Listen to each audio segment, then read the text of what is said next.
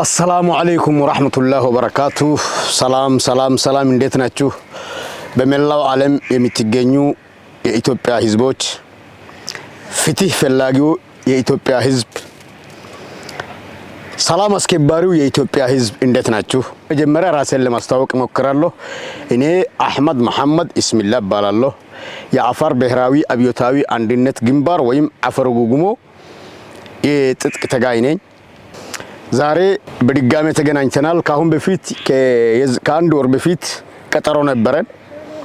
ስለ ብልጽግና ገመናና ስለ ብልጽግና አመሰራረት በሚለው ርዕስ አውርተን ነበር ካሁን በፊት።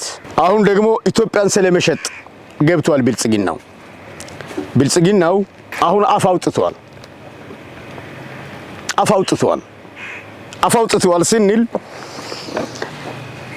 የማይታወቁ ኃይሎች በእኛ ተባበሩ ብሎ ለቅሶ ተጀምሯል። እቅዳቸው እንዴት ነበር መሰለ?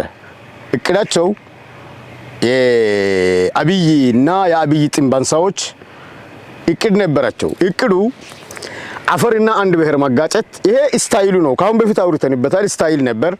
ስታይሉ ምን ነበር? ኢትዮጵያን ዩጎዝላቪያ የምትባል አገር ታሪክ ይደግማታል ብለን ነበር።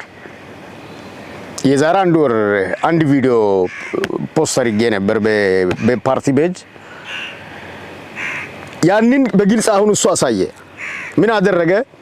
ህወሓትና ፋኖ ማጋጨት ነበር እቅዱ።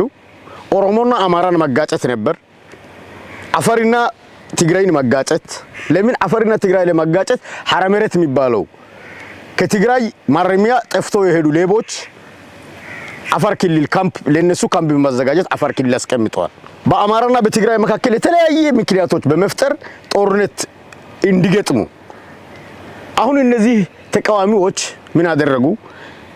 ጉጉሞም ህወሓትም ፋኖም በማደራጀት የጋራ ጥላት ብለው አብይን ጠሩ። ብልጽግና የጋራ ጥላታችን ብለን አምነናል።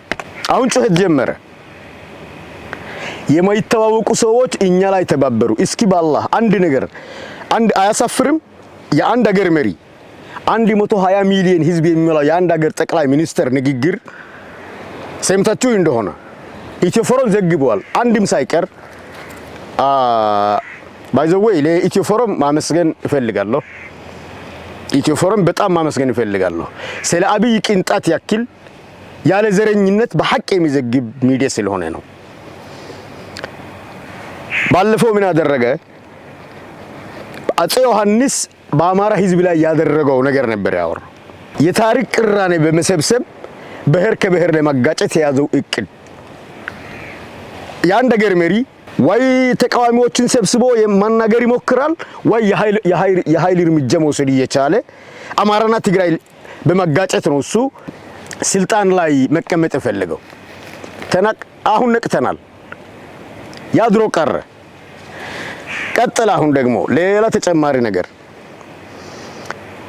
የኢትዮጵያን ፖሊሲ ለአይኤምኤፍ ሽጧል። ለአይኤምኤፍ የኢትዮጵያን ፖሊሲ አሁን ደገመ። አይታችሁ እንደሆነ አሜሪካ ፈርስት ግሎባል ሄልዝ ስትራቴጂ የሚባል አለ። ሁማን ራይትስ ዎች እሪ ብሎ ጮኸዋል። ማን ይስማ? የኬንያ ፕሬዝዳንት ፈርሞ ነበር። እንደውም 3 ቢሊዮን ተሰጥቶት ነበር የፈረመው።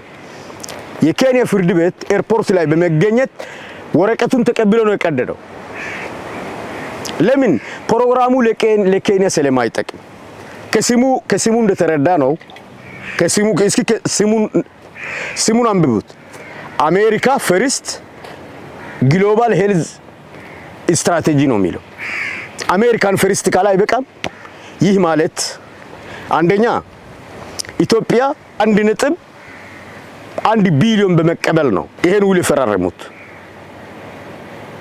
የኢትዮጵያን የዲኤንኤ ምርመራ በነዛ ድርጅት ስም ነው የሚደረገው። መድኃኒት ከሌላ ቦታ መግዛት አንችልም። የተመረዘ መድኃኒቱ እንኳን ተቀብለን መጠቀም እንጠቀማለን ማለት ነው። ይሄ የተመረዘ መድኃኒት ይሄ ኢትዮጵያን ወደ ውድቀት። አሁን የቀረን ምንድነው? የኢትዮጵያ ህዝብ ደም፣ ጉበት፣ ኩላሊት ተሸጠ። አሜሪካን ፈርስት ግሎባል ሄልዝ ስትራቴጂ በሚለው ፕሮግራም ሸጠ። እያንዳንዱ ኢትዮጵያዊ የደም ምርመራ፣ የዲኤንኤ ምርመራ፣ የኩላሊት ምርመራ የሽንት ምርመራን ጭምር በእነዛ ድርጅት ነው ወደ አሜሪካ ነው የሚሄደው። ማን ነው ኢትዮጵያ የሚባል ነገር አልቀረም። ተመረዝን። ሉዓላዊነታችን ሸጠ። ለአይኤምኤፍ ሽጦናል። አሁን የኛ በቃ የኢትዮጵያን የሉዓላዊነት ጉዳይ ተሸጠ። የድንበር ጉዳይ ሲፈልግ ሱዳን እየመጣ ይቆጣጠራል። የኢትዮጵያ የሉዓላዊነት ድንበር ይዟል። የኢትዮጵያን ካርታ ቆርጦ ይወስዳል። ሲፈልግ ጅቡቲዎች መጥተው እስከ አይስዒተ በመምጣት በድሮን ህዝብ ይደበድባል። ሲፈልግ ሶማሌላንዶች በዛ መጥተው የሶማሌ ክልል ወስደዋል። በቤኒሻንጉል ጉሙዝ ክልል ሙሉ ኢሮብ ሂዷል። ምንድነው የቀረልን? የኢትዮጵያ መሬት እንደ ዳቦ እየቸረቸረ ነው። ዜጎቻችንም ኩላሊት እስከ ዲኤንኤ ምርመራ ሸጠን ለድርጅቱ። ምንድነው የቀረን? አብይ የሚባለው ቫይረስ ከዚህ በላይ ምንድነው ማውራት የሚቻለው? ኢትዮጵያ ውስጥ መከላከያ የሚባል አለ። የኢትዮጵያ መከላከያ ሰራዊት የት ነው ያለው? ብርሃኑ ጁላን ተውት። ብርሃኑ ጁላ የአብይ ጥንባንሳ ነው።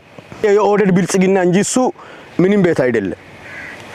ግን ማን ነው የኢትዮጵያ ህዝብ? ተሸጥን እኮ የለም ኢትዮጵያ የሚባል። አብይ ሸጠን እያልኳችሁ ነው።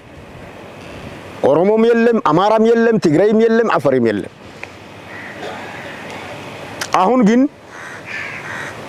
አንድና ለመጨረሻ ጊዜ ቤተመንግስት ስንቆጣጠር ነው አሁን ዕረፍት የሚያገኘው። ፋኖ እየወሰደ ያለው እርምጃ አለ። በቅርቡ ደግሞ የአፋር ኡጉጉሞ እርምጃን ተከታተሉት። ህወሓት የወሰደው እርምጃ አለ። ይሄን ቫይረስ የማንሳት ስራ የጋራ ስራችን ሊሆን ይገባል ነው። እኛ እርስ በርስ በብሔር በቋንቋ ለያይቶ እኛን ለማጋጨት ነው እቅዱ። አሁን አልተሳካለት። ምክንያቱም ከአብይ በላይ ረጅም ጉዞ ተጉዘናል። ከአብይ በላይ ሂደናል። ስለዚህ ከጀመርንበት እንቀጥል ነው የኢትዮጵያ ህዝብ ያልን ያለ ነው። ሁለተኛ ደግሞ አሁን ብዙ ነገር ለመናገር አልነበረም የመጣሁት።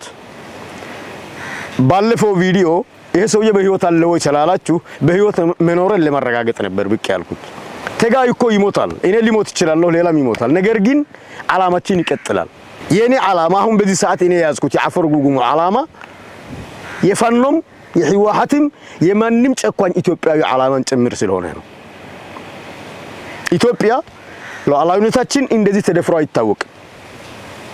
ኢትዮጵያ ማንም ጥላት ይምጣ ማንም በአንድነት ጥላት ለመምታት የሚታወቅ ህዝቦች ነን። በጦርነት ጊዜ አይደለም ኢትዮጵያ የምትለያየው። ዛሬ ግን ከጣሊያንም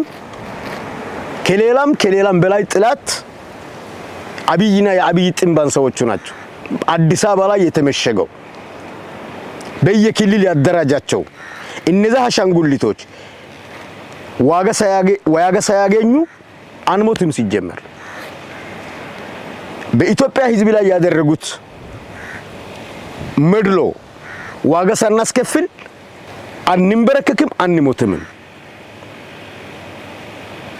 ውድቀት ለጨቋኙ ለአብይ ስርዓት እድገትና ብልጽግና የኢትዮጵያ ህዝቦች የአፋር አብዮታዊ አንድነት ግንባር